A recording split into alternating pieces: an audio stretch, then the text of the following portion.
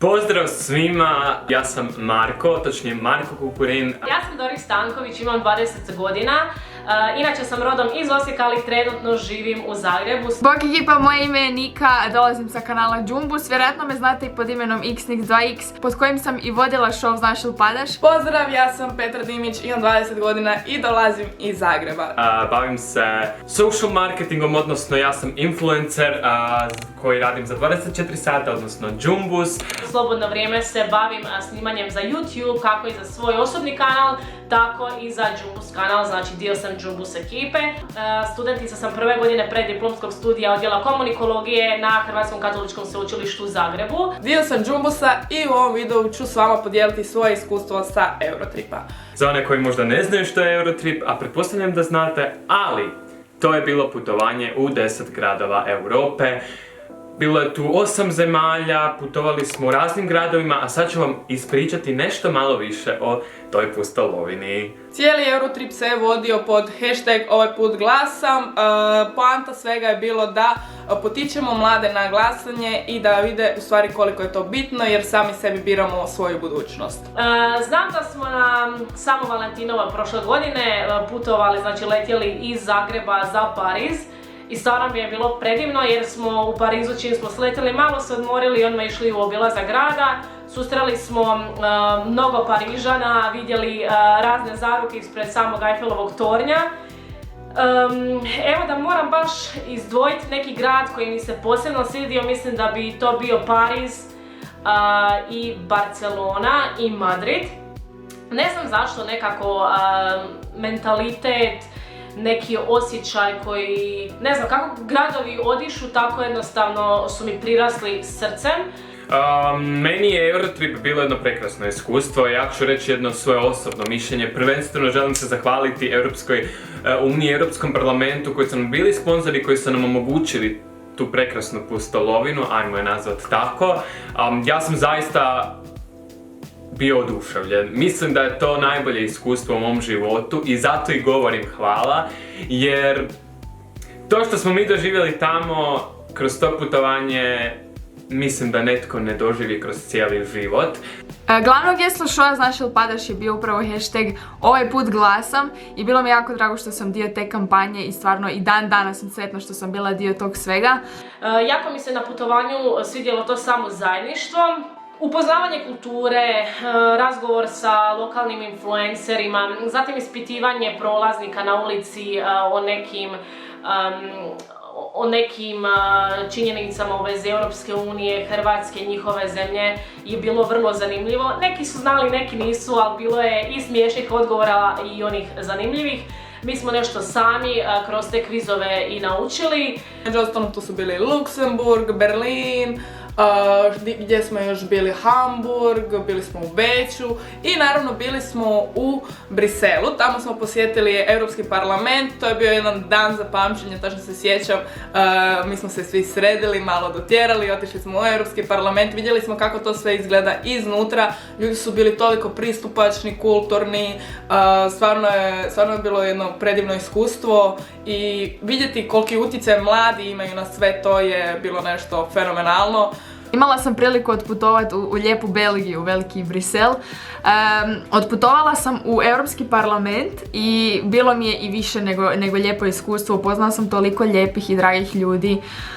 Stekla nova iskustva, nova poznanstva, definitivno nešto što neću zaboraviti cijeli život, zato što u suradnji sa Europskom unijom, sa Europskim parlamentom sam baš onak dobila neku dozu poslovnog iskustva, poslovnog odnosa. Kažem, vodila sam show Znaš ili padaš koji je bio pod glavnim sponzorstvom Europskog parlamenta, tako da već sam tad lagano počela se učiti i počela upoznavati sebe u tom nekom novom smislu. Sklapali smo puno prijateljstava. Također mi je bila super hrana. Ljubitelj sam hrane, obožavam hranu, tako da to mi je bio baš mi je bilo dobro probavati nešto novo, nekako steći nova iskustva. Što mi se najviše svidjelo kod Eurotripa je to što smo mogli pokazati koliko je zajedništvo bitno. Bilo nas je dosta u timu i svi smo se odlično slagali. Proputovati toliko država nije malo i raditi u sve to. Mislim, sve što smo radili to je ono što volimo, mi smo uživali naravno i bilo je prekrasno i kažem, to je jednostavno iskustvo koje se dogodi jednom u životu i mislim da ćemo svi to pamtiti do kraja života jer je bilo nezaboravno, jednostavno neponovljivo. 10 gradova, 10 različitih priča, 10 različitih kultura. U Amsterdamu, odnosno Nizozemskoj je jedna kultura, u Francuskoj druga, u Španjolskoj treća. Zaista, bilo je prekrasno putovati kroz sve te gradove i vidjeti kako smo zapravo ujedinjeni unatoč tome što imamo različite kulture, korijene, jezike i tako dalje. Tako da, ne znam, evo, prekrasno. Očekivala sam stvarno ono što sam i dobila i puno više. Znači, očekivala sam da ću prvenstveno otići tamo da moj glas bude jednako bitan i glasan kao svačiji drugi, što sam naravno dobila priliku. Čim smo došli tamo, lijepo smo smješteni.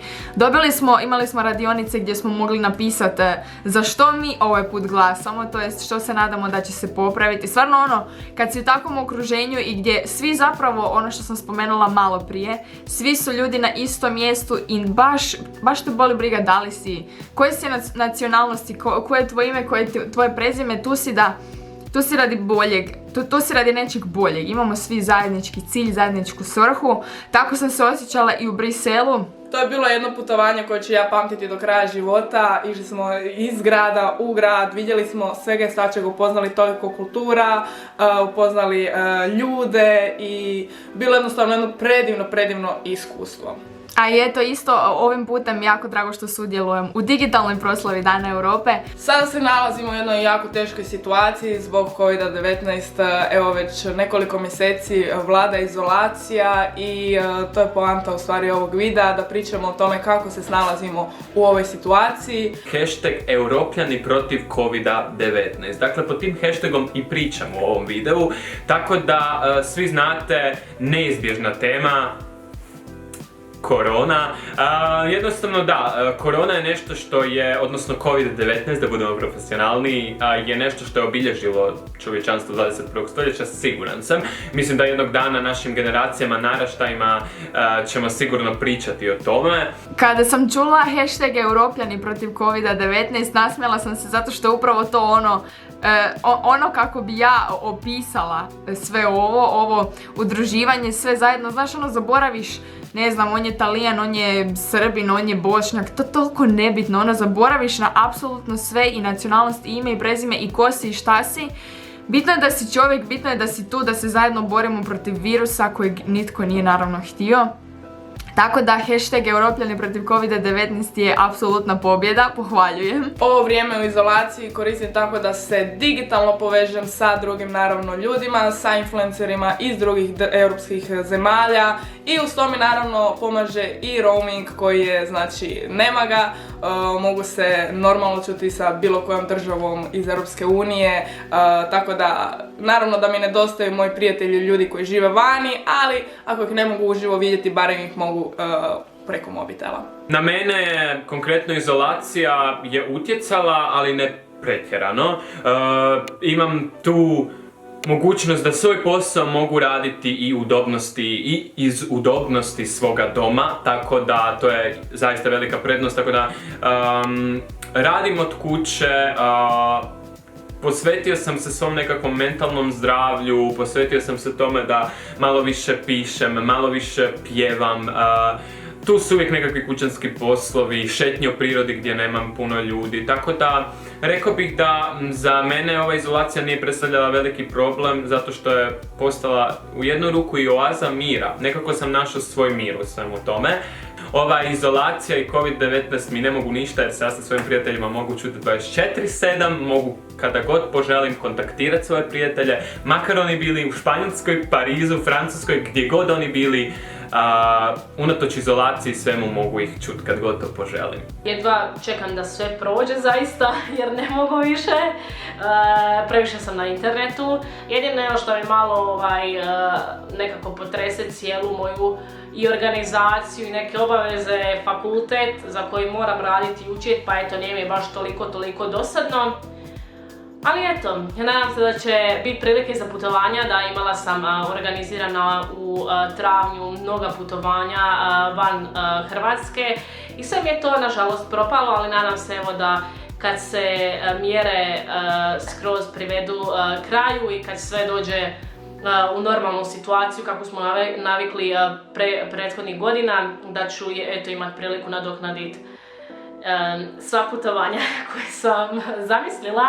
Definitivno sam dobila priliku povezati se s ljudima na nekoj dubljoj razini. Evo, čula sam se sa svojim kolegama, influencericama kroz cijelu Europu, znači i ljude koje sam upoznala u Europskom parlamentu i njih dalje imam na Instagramu i često si znamo ono kao hey, how you doing, tako da definitivno Europska unija, Europski parlament me povezala s ljudima koje nikad vjerojatno ne bi dobila priliku upoznat.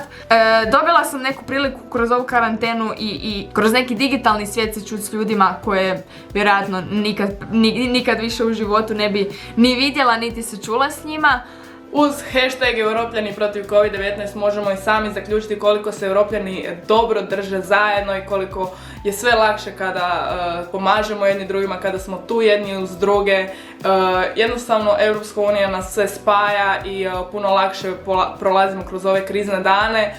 Kako iskreno to utječe na mene, ja sam osoba koja voli putovati, kao što sam rekla, znači Eurotrip mi je bilo san snova i u zadnjih tih nekoliko mjeseci nisam izašla iz kuće, jedino kada sam baš morala, tako da naravno da mi teško pada, ali mislim da mi svi to možemo zajedno izdržati i prebroditi i naravno da će doći bolji dani. Cijela ova priča je zapravo tu da vam kažemo kako zaista ljudi mogu biti ujedinjeni, povezani, kakve god nedaće nas našle u životu. Naravno da nas je sve ova korona pogodila, naravno da su mnogi od nas dobili neke posljedice. Prvenstveno znam i imam prijatelje u mojoj okolini koji nažalost psihički nisu toliko stabilni, a ljepota je u tome što nam upravo Europska unija omogućuje da stalno imamo kontakte jedni s drugima. Primjerice, ja imam obitelj u Italiji s kojom se sad redovno mogu čuti unatoč tome što se događa cijela ova katastrofa. Mislim da je jako bitno reći da dok se ovakva teška vremena, da se Europa ujedini, da se držimo zajedno, ne samo Europa, cijeli svijet, ali nekako Europska unija dobiva na još većoj važnosti sada u ovako teškim vremenima, zato što jednostavno mi smo jedan narod i to ja uvijek volim reći, zato je meni lijepo čut Europska unija, jer jednostavno ujedinjuje sve narode. Sve je zapravo stvar psihe i kak si poslužiš u glavi, tak ti bude, zato što ovo vrijeme koje je iza nas, hvala Bogu, je bilo dosta teško i dosta naporno za apsolutno sve. Moja podrška i moja ljubav ide za sve ljude na prvim crtama, jednako kao i mojoj mami koja je sve to podnijela hrabro, zajedno sa svim zaposlenicima bolnica. Nadam se da ste i vi završili svoju karantenu ili završavate na način da jednostavno ste pametni i da shvaćate da je sve ovo radi većeg i boljeg dobra. Sve u svemu nadamo se da će ova krizna situacija što prije završiti, ali nemojte zaboraviti da imamo jedni druge, da smo svi u ovome zajedno. Izdržimo još malo. Kuca nam kraj COVID-19, barem za ovu sezonu. 1-0 za ljude, 1-0 za sve borce. Posebno bih htio dati podršku Španjolskoj i Italiji gdje su zaista slučajevi bili mnogo teži, tako da ovim putem pozdravljam sve svoje prijatelje i influencere koji su i od tamo. Ja sam se sa svojom prijateljicom iz Madrida čuo, ona je hvala Bogu dobro, živa, zdrava, čuva se u izolacije. Svi znate da je Madrid jedan od gradova koji je jako bio pogođen, koji je zaista imao vrlo veliku stopu smrtnosti i drago mi je da je moja prijateljica Penelope živa, zdrava i dobro. Tako da, evo, kažem vam, u ovo teška vremena držite se zajedno, čuvajte se, ne zaboravite da se držimo zajedno, ujedinjeni. Ovim putem vam čestitam Dan Europe, barem u ovom digitalnom svijetu. Europski parlament i Europska unija su definitivno dio mojeg velikog poslovnog i uspješnog puta, tako da hvala im na tome. Nadam se da ste vi dobro u karanteni, nadam se da provodite ove dane još malo što moramo. Evo, to bi bilo to od mene, šaljem vam veliki pozdrav. Svi mi ovdje smo zapravo s jednim ciljem, a to da napravimo bolje i ljepše mjesto. Nadam se da vam se svidio ovaj video koji smo moje kolege i ja napravili za vas. Držimo se zajedno i vidimo se neki idući put. Ćao!